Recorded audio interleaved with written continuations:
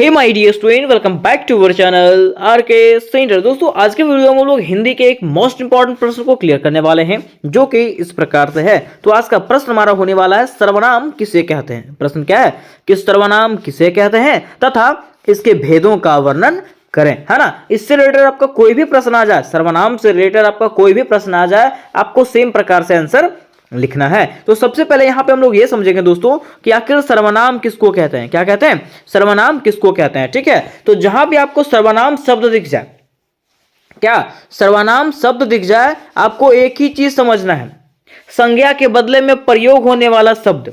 क्या संज्ञा के बदले में प्रयोग होने वाला शब्द कोई हम लोग क्या कहते हैं? सर्वनाम। ठीक है, अब संज्ञा के बदले में कैसे प्रयोग होगा, तो आपको पता है कि संज्ञा का मतलब होता है किसी व्यक्ति, कोई वस्तु, कोई स्थान, कोई जानवर। ठीक है, अब इसके बदले में अगर कोई दूसरा नाम आएगा, उसी को हम लोग क्या कहेंगे? सर्वनाम कहेंगे। ठीक है, जैसे कि देखिए यहां पे कह रहा है कि राम एक अच्छा लड़का है। राम क्या है? राम एक अच्छा लड़का है। राम पढ़ने में तेज है, एक ही सेंटेंस है ये पूरा, है ना। अब इसको जो है ना, हम लोग देखिए यहां पे बार बार राम आ रहा है ना, यहां भी राम आया, यहां भी राम आया, तो ये पढ़ने में अच्छा नहीं लग रहा है। जैसे अगर पढ़ेंगे कि राम एक अच्छा लड़का है, राम पढ़ने में तेज है, राम का घर यहां है ना, उस प्रकार से ना बोल करके अगर हम लोग ऐसे कहते हैं कि राम एक अच्छा लड़का है, वह पढ़ने में तेज है। अब बताइए वह यहां पे जो यूज हुआ वो किसके लिए यूज हुआ? तो राम के लिए यूज हुआ। किसके लिए? राम के लिए यूज हुआ। तो यही शब्द को हम लोग क्या कहेंगे? तो सर्वनाम कहेंगे। क्या कहेंगे? सर्वनाम। तो यही यहां पे कहा गया है कि संज्ञा के बदले में प्रयोग होने वाले शब्द को हम लोग क्या कहते हैं दोस्तों? सर्वनाम कहते हैं। क्या कहते हैं? सर्वनाम। अर्थात कह सकते हैं कि सर्वनाम वह शब्द होता है, सर्वनाम वह शब्द होता है जिसका उपयोग किसी व्यक्ति, कोई वस्तु या तो फिर स्थान के नाम के स्थान पे किया जाता है, मींस उसके बदले में प्रयोग किया जाता है, उसे ही हम लोग क्या कहते हैं? सर्वनाम। सीधा शब्द में ऐसे कहिएगा आप कि संज्ञा के बदले में या तो किसी व्यक्ति, कोई वस्तु, कोई स्थान के बदले में प्रयुक्त होने वाले शब्द को हम लोग क्या कहते हैं? सर्वनाम कहते हैं। क्या कहते हैं? सर्वनाम कहते हैं। जैसा कि एग्जाम्पल में मैंने आपको समझा दिया। वही देखिए यहां पे लिखा हुआ है कि इसमें वह जो है, ये वह जो आया है वो राम के स्थान पर प्रयोग हुआ है, राम के स्थान पे आया है ना, जो क्या है? एक सर्वनाम है। जो क्या है? एक सर्वनाम है। ठीक है, तो इस प्रकार से आपको लिखना है दोस्तों, एक भी मार्क्स आपका कटने वाला नहीं है ना। अब देखिए बातें यहां पे आती है कि सर्वनाम की परिभाषाएं, बताइए। ठीक है, तो व्याकरण की दृष्टिकोण से अगर बात करें, हिंदी व्याकरण की दृष्टिकोण से, तो इसका परिभाषा इस प्रकार से दिया गया है कि लिखा हुआ है कि सर्वनाम वह शब्द होता है जो संज्ञा के स्थान पर प्रयोग किया जाता है। क्या कह रहा है? कि सर्वनाम वह शब्द होता है जो किसके स्थान पर प्रयोग किया जाता है? संज्ञा के स्थान पर प्रयोग किया जाता है। दूसरा यहां पे कह रहा है सरल परिभाषा। क्या है? सरल मतलब सबसे आसान परिभाषा। क्या कह रहा है? कि सर्वनाम दो शब्दों से मिलकर बना है। सर्वनाम दो शब्दों से मिलकर बना हुआ। कौन सा? सर्व प्लस नाम। कौन सा? सर्व प्लस नाम, जिसका अर्थ है सबका नाम। जिसका अर्थ क्या होता है? सबका नाम। अब सबका नाम में जानवर का भी नाम आ जाएगा, व्यक्ति का नाम भी आ जाएगा, स्थान का भी नाम आ जाएगा। तो सबके नाम के बदले में जो नाम प्रयोग होता है उसे ही हम लोग क्या कहते हैं? तो सर्वनाम कहते हैं। अर्थात कहा गया है सबके नामों के बदले में प्रयुक्त होने वाले शब्द को हम लोग क्या कहते हैं दोस्तों? सर्वनाम कहते हैं। इतना आसान आपको कोई बताएगा? बताइए तो। यह सबसे आसान परिभाषा है ना। अब देखिए कहा गया कि सर्वनाम, एक और परिभाषा यहां पे दिया गया कि सर्वनाम वह शब्द है जो संज्ञा के स्थान पर प्रयुक्त होता है। क्या कह रहा है? कि सर्वनाम वह शब्द होता है जो संज्ञा के स्थान पर क्या होता है? प्रयुक्त होता है, प्रयोग होता है। आगे कहा गया कि यह वाक्य में बार बार संज्ञा के प्रयोग को रोकता है। यह क्या करता है? बार बार एक ही संज्ञा अगर आएगा तो वो ठीक लगेगा पढ़ने में? नहीं लगेगा, है ना। इसलिए क्या कर रहा है? यह बार बार संज्ञा के प्रयोग को रोकता है और वाक्य को सरल और सुंदर बनाता है। ये क्या करता है? वाक्य को सीधा बनाता है, सरल बनाता है और सुंदर बनाता है। ठीक है, जैसे कि देखिए यहां भी बताया गया कि राम स्कूल गया। राम स्कूल गया। ठीक है, अब राम स्कूल गया तो फिर राम ने पढ़ाई की, तो बार बार यहां पे आ रहा राम, फिर यहां पे। ठीक है, तो बोलेंगे राम स्कूल गया, राम ने पढ़ाई की, राम घर आया। ठीक है, तो बार बार यहां पे राम बोल रहे हैं, है ना। तो बार बार राम का यूज ना करके हम लोग यहां पे क्या किए? तो इसको राम स्कूल गया उसने पढ़ाई किया। किसने? राम ने। ठीक है, तो राम के जगह पे यहाँ पे उसने का प्रयोग किए, तो यही यहाँ पे क्या हो गया? सर्वनाम हो गया। क्या हो गया? सर्वनाम हो गया, है ना। अब देखिए यहां पे हम लोगों को कहा गया था कि सर्वनाम के भेद के बारे में बताइए। क्या बताइए? सर्वनाम के भेद के बारे में बताइए कि आखिर सर्वनाम कितने प्रकार का होता है, कितने भेद होते हैं इसके। तो कहा गया है कि सर्वनाम के मुख्यतः 7 भेद होते हैं।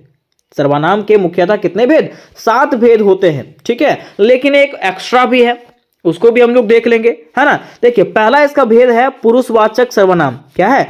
पुरुषवाचक सर्वनाम। दूसरा है निजवाचक सर्वनाम। तीसरा है संबंधवाचक सर्वनाम। ठीक है, चौथा है प्रश्नवाचक सर्वनाम। पांचवा हमारा है निश्चयवाचक सर्वनाम।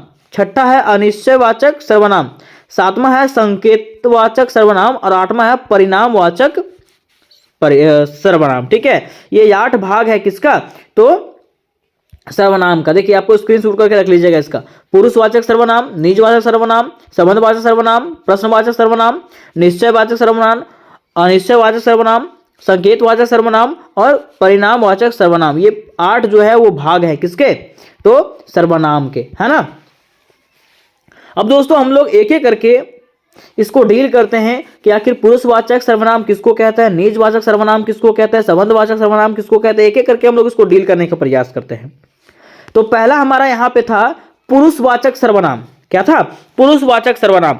अब यहां पे कह रहा है कि आखिर पुरुषवाचक सर्वनाम जो है वो किसको कहते हैं। तो कहा जाता है कि वे शब्द जो किसी व्यक्ति, वस्तु या तो किसी व्यक्ति या तो कोई वस्तु के बदले में प्रयुक्त होता है, उसको हम लोग क्या कहेंगे? पुरुषवाचक। क्या कहेंगे? पुरुषवाचक सर्वनाम कहेंगे। क्या कहा गया? कि वैसा शब्द जो कोई व्यक्ति के बदले में या तो कोई वस्तु के बदले में प्रयोग होता है, उसको क्या कहेंगे? पुरुषवाचक सर्वनाम कहेंगे। अब देखिए यहां पे 3 चीज होता है। क्या क्या? प्रथम पुरुष, मध्यम पुरुष और उत्तम पुरुष। आप लोग इंग्लिश में पढ़े होंगे फर्स्ट पर्सन, सेकंड पर्सन और थर्ड पर्सन, है ना। तो फर्स्ट पर्सन का मतलब प्रथम पुरुष, सेकंड पर्सन मतलब मध्यम पुरुष और थर्ड पर्सन मतलब उत्तम पुरुष। तो फर्स्ट पर्सन किसको कहते हैं? मींस प्रथम पुरुष किसको कहते हैं? जो बोलता है। जैसे मान लीजिए मैं बोल रहा हूं अभी, तो मैं फर्स्ट पर्सन, आप सुन रहे हो, ठीक है, तो आप सेकंड पर्सन। ठीक है, और जिसके बारे में मैं कह रहा हूं, ठीक है, सर्वनाम के बारे में बात कर रहे हैं, तो सर्वनाम क्या हो जाएगा? Third person. बोलेंगे मैं आपसे कहूंगा कि राम कोडरमा जाने वाला है, तो मैं कह रहा हूं, तो मैं फर्स्ट पर्सन, आप सुन रहे हो तो आप सेकंड पर्सन, और राम के बारे में मैं बात कर रहा हूं तो राम जो है वो क्या हो जाएगा? थर्ड पर्सन हो जाएगा। ठीक है, वह यहां पे लिखा हुआ प्रथम पुरुष, मध्यम पुरुष और उत्तम पुरुष। प्रथम पुरुष का मतलब क्या? बोलने वाला। बोलने वाला में क्या क्या आ जाएगा? मैं और हम। क्या क्या? मैं और हम। मध्यम पुरुष में क्या क्या आ जाएगा? सुनने वाला, तुम और आप। थर्ड पर्सन में क्या क्या आ जाएगा? जिसके बारे में बात किया जाता है ना, यह, वह, ए, वे, ये सब जो आता है वो क्या आ जाएगा? आपका थर्ड पर्सन हो जाएगा, है ना। अब देखिए इसका उदाहरण देखिएगा। कह रहा है कि मैं स्कूल जा रहा हूं। कौन बोल रहा है? तो मैं बोल रहा हूं। ठीक है, तो ये क्या हो जाएगा? प्रथम पुरुष। ठीक है, कह रहा है तुम क्या कर रहे हो, तुम्हारे बारे में बात किया जा रहा है, आपके बारे में, तो ये क्या हो जाएगा? मध्यम पुरुष, है ना। वह बाजार गया, किसी और के बारे में कहा जा रहा है, तो वो क्या हो जाएगा? उत्तम पुरुष, थर्ड पर्सन हो जाएगा। ठीक है, ये समझ गए। अब दूसरा इसका जो भाग है वो है निजवाचक सर्वनाम। क्या है? निजवाचक सर्वनाम। अब निजवाचक सर्वनाम किसको कहते हैं? तो कहा गया कि यह सर्वनाम उस व्यक्ति या वस्तु को दर्शाता है जो कार्य करता है और जिस पर प्रभाव पड़ता है। क्या कह रहा है? कि यह सर्वनाम वैसा सर्वनाम होता है जो उस व्यक्ति को या तो उस वस्तु को दर्शाता है जो कार्य करता है। अब कार्य कैसे करेगा? जैसे देखिए यहां पे कह रहा है कि मैंने अपना कार्य पूरा किया। मैंने अपना कार्य पूरा किया। ठीक है, किसने किया? मैंने। ठीक है, क्या किया? अपना कार्य किया। तो यहां पे अपना जो है वो क्या हो जाएगा? आपका निजवाचक सर्वनाम हो जाएगा। कह रहा है वह स्वयं स्कूल गया। वह स्वयं स्कूल गया, तो ये क्या हो जाएगा? आपका निजवाचक सर्वनाम हो जाएगा। तीसरा हमारा है संबंधवाचक सर्वनाम। क्या है? संबंधवाचक सर्वनाम। अब कहा गया कि संबंध मतलब क्या होता है? रिलेशन। वो कह रहा है कि यह सर्वनाम 2 वाक्यों को जोड़ने का कार्य करता है। यह सर्वनाम क्या करता है? 2 वाक्यों को जोड़ने का कार्य करता है और पूर्व में कही गई बातों को संबंध से स्पष्ट करता है और पहले कही गई बातों को क्या करता है? संबंध के साथ उसको जोड़ता है। जैसा कि कह रहा है कि यह वही व्यक्ति है जो कल आया था। पहले की बात कहा जा रहा है, ठीक है, कि यह वही व्यक्ति है जो कल आया था। मतलब इसमें क्या क्या प्रयोग हो सकता है, तो जो, वह, जैसा, जितना, है ना, इससे क्या होता है, संबंध जुड़ता है, उसी को हम लोग संबंधवाचक सर्वनाम कहते हैं। कह रहा है उसने वैसा ही किया जैसने मैंने कहा था। क्या कह रहा है, उसने वैसा ही किया जैसा मैंने कहा था। तो इस प्रकार के अगर सर्वनाम दिख जाए आपको, मीन्स उदाहरण दिख जाए, तो आपको समझना है कि ये कौन सा सर्वनाम है, तो संबंधवाचक सर्वनाम है। चौथा सर्वनाम यहाँ पे है प्रश्नवाचक सर्वनाम। प्रश्नवाचक मतलब प्रश्न पूछना, सीधा जिसमें प्रश्न पूछा जाए। कह रहा है कि यह सर्वनाम किसी व्यक्ति, वस्तु, स्थान के बारे में प्रश्न पूछता है। यह सर्वनाम क्या करता है, कोई व्यक्ति के बारे में, कोई वस्तु के बारे में तथा कोई स्थान के बारे में प्रश्न पूछता है। जैसे कि कौन, क्या, किसका और कितना। एग्जाम्पल में कहा गया कि कौन आ रहा है, एग्जाम्पल में क्या कहा गया कि कौन आ रहा है ना, तो ये क्या हो गया, प्रश्न पूछ रहा है, इसका मतलब ये प्रश्नवाचक सर्वनाम हो गया। दूसरा, यह किसकी किताब है, तो इसमें भी प्रश्न पूछ रहा है, इसका मतलब ये प्रश्नवाचक सर्वनाम हो जाएगा। अब देखिए पांचवा इसका प्रकार है निश्चयवाचक सर्वनाम। क्या है, निश्चयवाचक सर्वनाम। निश्चयवाचक सर्वनाम किसको कहते हैं, तो कह रहा है कि यह सर्वनाम किसी व्यक्ति, वस्तु या स्थान की ओर निश्चित रूप से इशारा करता है।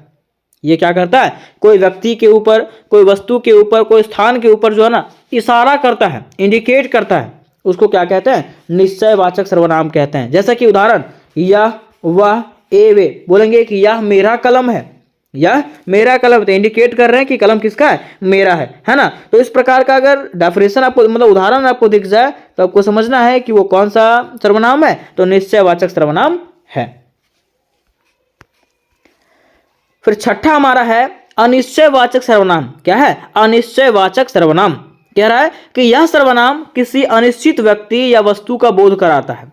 यह क्या करता है, तो यह सर्वनाम जो है ना वो किसी अनिश्चित व्यक्ति या वस्तु का बोध कराता है ना। जैसे उदाहरण देखिएगा, लिखा हुआ है कोई, कुछ, कुछ भी, है ना। जैसे यहाँ पे दिया उदाहरण में कोई, कुछ, कोई भी और कुछ भी। जैसे कहा गया कि कोई घर पर है, कोई घर पर है, ठीक है, मतलब यहाँ क्या क्या कह रहा है कि यह सर्वनाम किसी अनिश्चित व्यक्ति, अनिश्चित मतलब जिसको नहीं पहचाना जा रहा है ना, कोई घर पर है। कोई पूछता है ना कि कोई घर पर है कि नहीं, है ना, तो वही कह रहा है कि कुछ कहने की आवश्यकता नहीं है, ठीक है। तो इस प्रकार का अगर उदाहरण आपको दिखे तो आपको समझना है कि ये क्या है, अनिश्चयवाचक सर्वनाम है। आगे आपका है संकेतवाचक सर्वनाम। क्या है, संकेतवाचक सर्वनाम, जो संकेत करता हो। कह रहा है कि यह सर्वनाम किसी व्यक्ति, वस्तु, स्थान की ओर संकेत करता है, उसको हम लोग क्या कहते हैं, संकेतवाचक सर्वनाम कहते हैं। जैसा कि वह मेरा दोस्त है, वह किसका दोस्त है, मेरा दोस्त है। यह पुस्तक अच्छी है, यह पुस्तक कैसी है, अच्छी है। तो वही कह रहा है कि ये क्या कर रहा है, कोई वस्तु के ऊपर, कोई व्यक्ति के ऊपर संकेत कर रहा है, उसको हम लोग संकेतवाचक सर्वनाम कहेंगे। फिर आठवां हमारा है परिणामवाचक सर्वनाम। क्या है, परिणामवाचक सर्वनाम। परिणाम मतलब क्या होता है, तो कह रहा है कि यह सर्वनाम संख्या या मात्रा का बोध कराता है। क्या कह रहा है कि यह जो सर्वनाम होता है वो क्या करता है, कोई संख्या या तो मात्रा का बोध कराता है। जैसे कि देखिए कह रहा है कि सब बच्चे खेल रहे हैं, सारे बच्चे क्या कर रहे हैं, खेल रहे हैं। कह रहा है कि थोड़ा समय बचा है, समय कितना बचा हुआ है, थोड़ा सा समय बचा हुआ है, ठीक है। तो इस प्रकार का अगर उदाहरण आ जाए, आपको समझ जाना है कि ये कौन सा सर्वनाम है दोस्तों, तो परिणामवाचक सर्वनाम है। उम्मीद करते हैं दोस्तों कि ये प्रश्न आपको क्लियरली समझ में आ गया होगा। तो इससे रिलेटेड जितने भी प्रश्न हैं, सारे के सारे प्रश्न आपको मेरे चैनल पे मिलेंगे, और सारे प्रश्न मैंने करवाए हैं VVI क्वेश्चन के साथ में, है ना। तो अगर आप लोग वो प्रश्न को नहीं देखें तो डिस्क्रिप्शन बॉक्स में जाकर के वो सारे प्रश्नों को आप लोग क्लियर कर सकते हो।